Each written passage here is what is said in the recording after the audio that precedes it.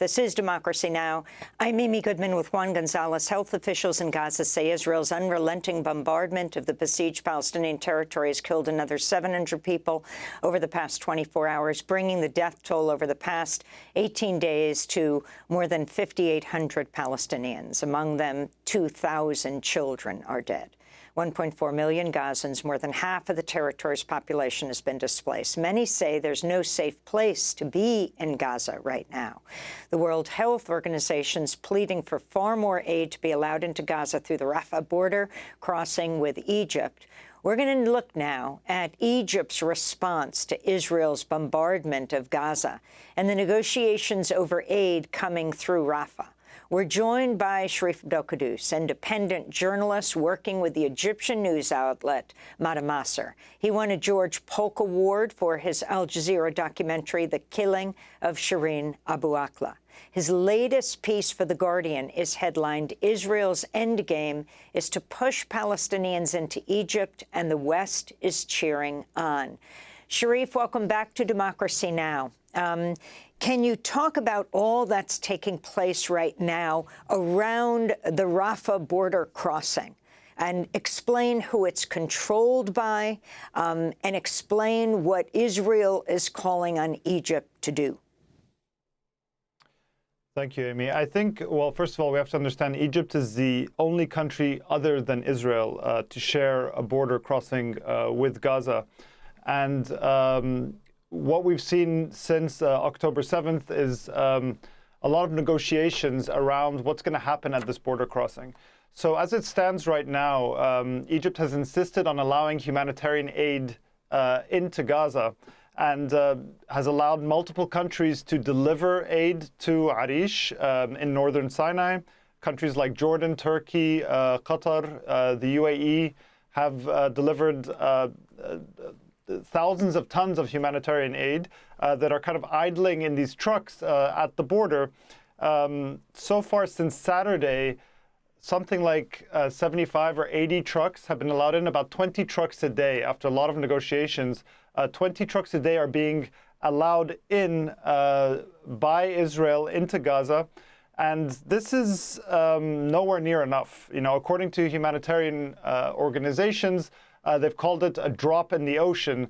And just to give you a sense, 20 trucks a day amounts to about 4% of an average day's imports before October 7th, before 1.4 million people were displaced, before 15,000 people were injured, before close to 6,000 people were killed. So, the UN is saying that hundreds of trucks a day are needed. And on top of that, Israel has placed heavy restrictions on even that minuscule aid that's coming in. Well, firstly, Israel has bombed the Gaza side of the Rafah border crossing 4 times since October 7th, even one time slamming into Egyptian territory at the border. But the aid, when it comes in, it travels to the Auga-Nitzana border crossing with Israel, where it's first inspected by Israeli authorities. And then it eventually goes back to the Rafah border crossing and goes into Gaza. This is a process that takes many hours. But I think we have to understand that there's 2 issues that really stand out on the restrictions. First of all deliveries of aid to northern Gaza are prohibited. So none of this minuscule, even this like paltry amount of aid is getting to northern Gaza. Hundreds of thousands have evacuated from northern Gaza after Israel warned people to leave, but there's still hundreds of thousands that remain. And just to give you a sense, the biggest hospital in Gaza is in Gaza City, Shifa Hospital. This is a hospital that usually in normal times has a capacity of about 700 patients.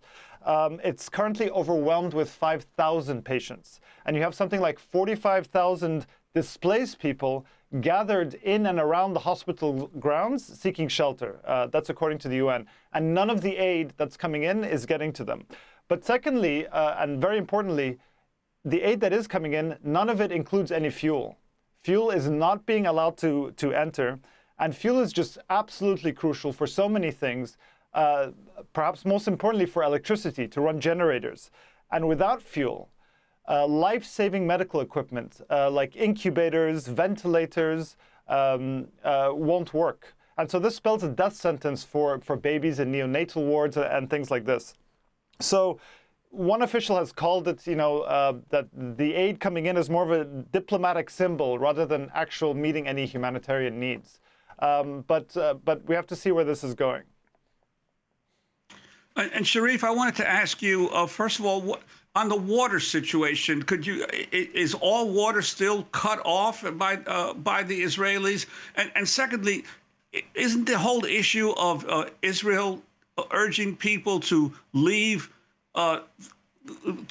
Gaza through Egypt a clear sample of ethnic cleansing? After all, Israel has many entrances on its side of the Gaza Strip where it could allow women and children to come out of northern Gaza, possibly even bust them into the West Bank. But they're clearly trying to get rid of the Palestinians, as many as possible, from their occupied territories. Yeah, I mean, this is, first of all, an issue of water, and people have talked about there's a real risk of dehydration to death. People are drinking now dirty water. The aid that's coming in is not enough. The first day it provided water for about 22,000 people for a few hours. And we're talking about a place which has 2.3 million people, and no water has been allowed in since October 7th. No aid at all has been allowed in, except for these small convoys. There has been a water pipeline that is supposedly working near Khan Yunis, but it's not nearly providing enough. And yes, this idea of, so first of all, this order comes down from Israel.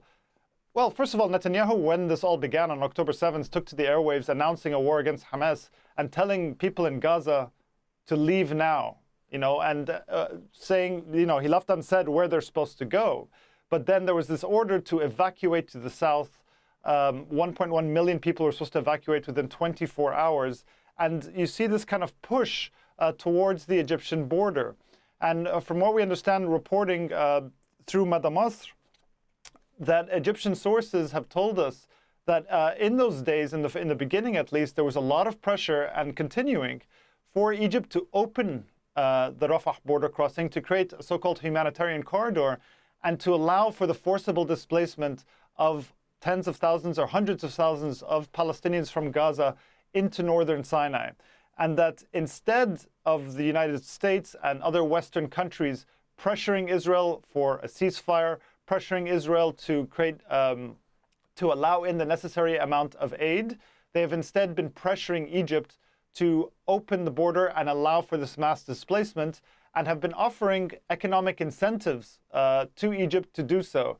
We have to remember Egypt is undergoing a very severe economic crisis with a massive amount of debt, with record high inflation. And so, there's been talk of debt relief, of financial compensation in order to allow for this kind of displacement. Now, Egypt's response has been kind of very staunch on this, actually. The President Abdel Fattah el-Sisi has very publicly rejected this idea of having a form of ethnic cleansing and a forced displacement and exile into Sinai. He has cited Egypt's sovereignty in this. He has cited the Palestinian cause in all of this. He has even, is drumming up and is riding a wave of public support for this because, this is the Palestine, as we heard from Rami Khouri, is a touchstone issue for so many across the Arab world, for so many across the global South.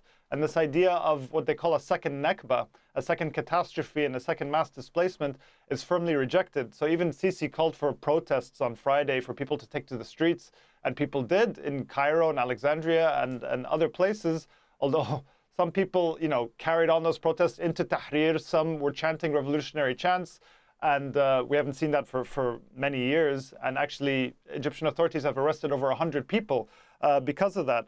But, I think many see Sisi's stance as laudable, rejecting what is essentially an endorsement of a second Nakba. But I think we have to remember that, him citing the Palestinian cause really rings hollow. And we have to remember that Egypt, its concerns really are national security concerns.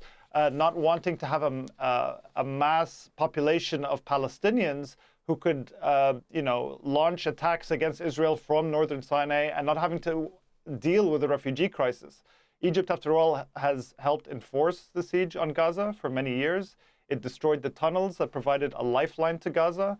It has allied with Israel in many different ways in security coordination. It has allowed Israel to conduct a covert aerial bombing campaign in Sinai. And it also treats Palestinians coming in and out of Gaza notoriously with indignity. But so far, this idea of rejecting this kind of mass exodus, I think a lot of people are supportive of that policy, and instead trying to pressure Israel to allow humanitarian aid in. Ultimately, Sharif, is it Israel, is it Hamas, is it Egypt who is preventing that aid? As you said, we're seeing dozens of trucks now after weeks of not having anything, when in fact they're talking about the need is something like 400 to 500 trucks a day. And also when it comes to what happened this weekend in Cairo, the so-called peace summit of Arab leaders, what did they come up with?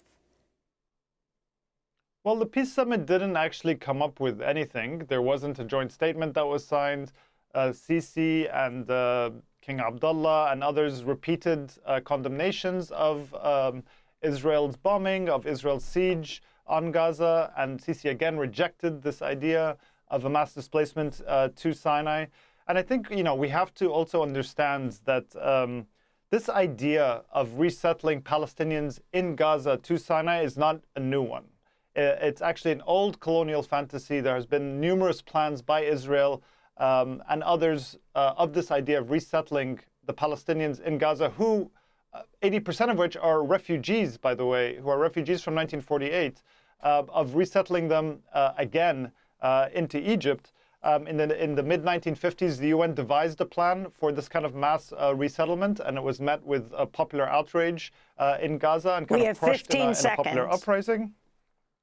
These kinds of plans are long-standing, and there's a real fear that they will be realized. But for now, we have to see Egypt is rejecting it, but Israel is creating a situation where life is becoming unlivable in Gaza. Sharif Abdel Kouddous, independent journalist working with the Egyptian news outlet Madamasser, produced the award-winning documentary The Killing of Shireen Abu Akleh about the Palestinian-American journalist. We will link to your piece in The Guardian. I'm Amy Goodman with Juan Gonzalez. Thanks for joining us.